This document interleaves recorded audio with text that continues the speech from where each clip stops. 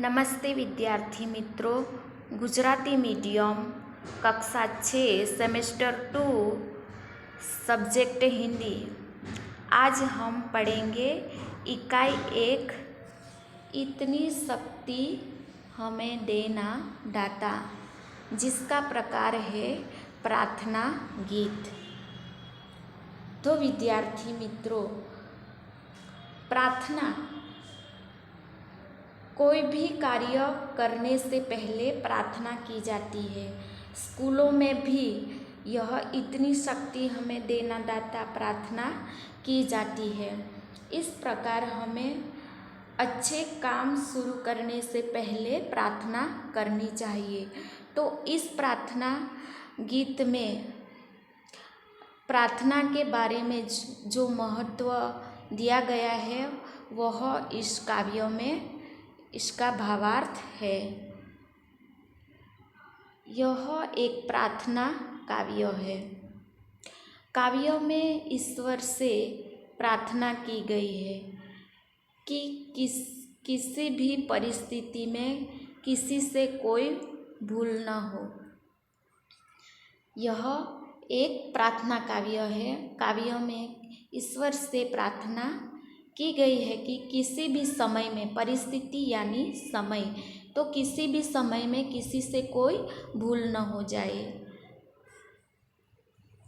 सब का जीवन उदांत बने, मंगल, ऐसी मंगल कामना की गई है।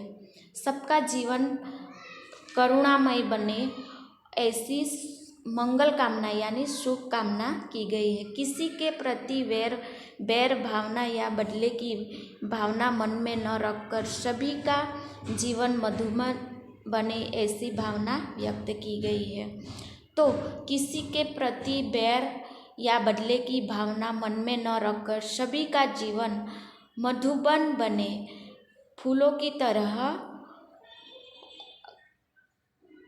तरह बने, ऐसी भावना यहाँ व्यक्त की गई है।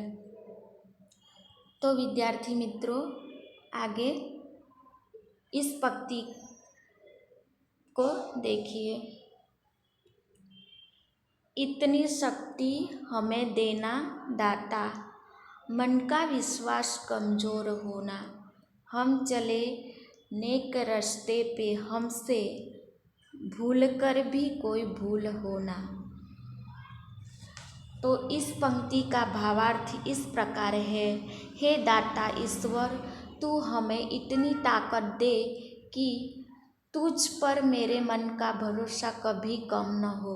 हम हमेशा अच्छाई और ईमानदारी के रास्ते पर चले और भूलकर भी हमसे कोई गलती न हो। इस प्रकार दूसरी पंक्ति है। दूर अज्ञान के अंधेरे, तू हमें ज्ञान की रोशनी दे, हर बुराई से बचते रहे हम, जितनी भी दे भले जिंदगी दे। बैर हो ना किसी का किसी से, भावना मन में बदले की होना, हम चले नेक रास्ते पे, हमसे भूल कर भी कोई भूल होना। हम तो इस पंक्ति का भावार्थ है कि हे ईश्वर, तू हमें ज्ञान का प्रकाश दे। हम अज्ञानी हैं तो हमें तू ज्ञान से भर दे, जिससे हमारे अज्ञान का अंधेरा दूर हो जाए। हम हर बुराई से बचते रहे। तू हमें जितनी भी जिंदगी दे वह भलाई से भरी हो, तेरी दया से भरी हो। हमें से किसी से दुश्मनी न हो, बैर न हो। अगर हम कभी हो जाए, दुश्मनी हो जाए, तो हमारे मन में उसका बदला लेने की भावना कभी हमारे मन में पैदा न हो। इस प्रकार आगे की पंक्ति है। हम न सोचे हमें क्या मिला है, हम ये सोचे किया क्या है अर्पण। फूल खुशियों के बाटे सभी को, सबका जीवन बन जाए मधुबन। अपनी करुणा का जल तू बहा के, कर दे पावन हर एक मन का कोना। हम चले नेक रास्ते पे, हमसे भूल कर भी कोई भूल हो ना। तीसरी पंक्ति का भावार्थ इस प्रकार है कि हम यह कभी न सोचे कि हमें मिला क्या है, हम बस यही सोचे कि हमने दूसरों को दिया क्या है। हम अपनी खुशियों के फूल सब में बांटें और सबका जीवन उपवन यानी उपवन सा सुंदर बन जाए, बगिया की तरह सुंदर बन जाए। हे ईश्वर, तू अपनी करुणा यानी दया, तू अपनी करुणा का जल बहाकर हम सबके मन का हर कोना पवित्र कर दे। इसके बाद दूसरी पंक्ति है, हम अंधेरे में हैं रोशनी दे, खो न दे खुद को ही दुश्मनी से, हम सजा पाए अपने किए की, मौत भी होता तो सह ले खुशी से। कल जो गुजरा है फिर से न गुजरे, आने वाला वो कल ऐसा होना, हम चले नेक रास्ते पे हमसे भूल कर भी कोई भूल होना। इस पंक्ति का भावार्थ है कि हे ईश्वर, हम अज्ञान के अंधेरे में हैं, तू हमें ज्ञान की रोशनी दे। हम एक दूसरे से दुश्मनी कर अपने आप को मिटा न डाले। हे ईश्वर, अगर हम गलत काम करें तो हमें उसकी सज़ा मौत भी मिले तो हम खुशी से उसे मंजूर कर ले। कल जो बुरी घटनाएं हुई है वे फिर से न हो, हमारे जीवन में फिर से न आए, आने वाला कल बीते हुए कल के जैसा बुरा न हो। इस पंक्ति में आने वाला वो जो कल है उसके बारे में बताया गया है कि आने वाला जो कल है वो जो गुजरा है उसके जैसा फिर से बुरा न हो। इस पंक्ति में यह बात बताई गई है। इसके बाद आगे की पंक्ति, हर तरफ जुल्म है बेबसी है, जुल्म यानी अत्याचार, सहमा सा हर आदमी है, सहन करने वाला आदमी यानी मनुष्य है। पाप का बोझ बढ़ता ही जाने कैसे ये धरती थमी है।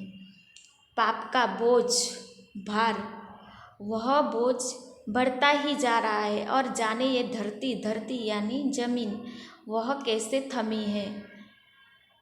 बोझ ममता से तू ये उठा ले, तेरी रचना का ही अंत होना, हम चले नेक रास्ते पे हमसे भूल कर भी कोई भूल होना। तो इस पंक्ति का भावार्थ इस प्रकार है कि आज हर तरफ जुल्म यानी अत्याचार हो रहे हैं, लोग उन्हें रोकने में असमर्थ है। बेबसी यानी असमर्थ है, हर आदमी डरा दिखाई दे रहा है। पाप का बोझ बढ़ता ही जा रहा है, पता नहीं ये धरती यह सब कैसे सहन कर रही है। हे परमात्मा, तू अपनी ममता के बल से धरती के इस बोझ को उठा ले। परमात्मा से प्रार्थना की गई है कि इस ममता के बल से इस धरती का सारा बोझ तू उठा ले, जिससे तेरी बनाई हुई यह दुनिया नष्ट होने से बच जाए, जिससे तूने इस सृष्टि की रचना की है, इस दुनिया को बनाया है, वह नष्ट यानी नाश होने से बच जाए। इस प्रकार यह इस प्रार्थना कविता में करुणा की भावना को व्यक्त किया गया है। मनुष्य के जीवन में करुणा की भावना को व्यक्त किया गया है। इसके बाद शब्दार्थ है और अभ्यास के जो प्रश्न है और उसके बाद है जो स्वाध्याय के जो प्रश्न हैं वह विद्यार्थी मित्रों आपको हिंदी की कॉपी में लिखना है। यह आपका गृह कार्य है।